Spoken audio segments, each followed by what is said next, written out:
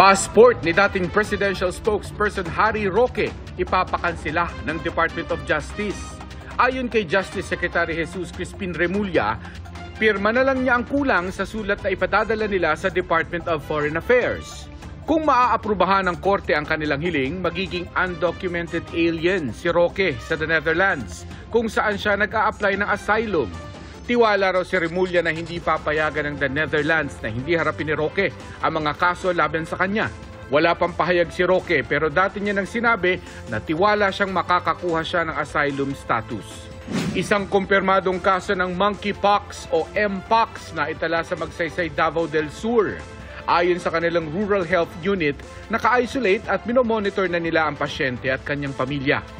Hindi pa sila nagbigay ng impormasyon kung saan maaaring nakuha ng pasyente ang sakit. Pero nakamonitor na rin ang lokal na pamahalaan sa mga tukoy na close contacts. Paalala nila ugaliin ang paghugas ng kamay at pag-iwas sa mga matataong lugar para maiwasan ang skin-to-skin contact. Agad din daw magpakonsulta sa doktor kung may maramdamang sintomas gaya ng lagnat, panghihina at pagkakaroon ng rashes. June 6 na araw ng pagdiriwang ng Eid al-Adha ngayong taon, idineklarang regular holiday ni Pangulong Bongbong Marcos. Bukod sa Eid al-Fitr o ang pagtatapos ng Ramadan, isa ang Eid al-Adha o Feast of Sacrifice sa mahahalagang araw sa Muslim calendar. Para sa GMA Integrated News, ako si Mark Salazar, ang inyong saksi.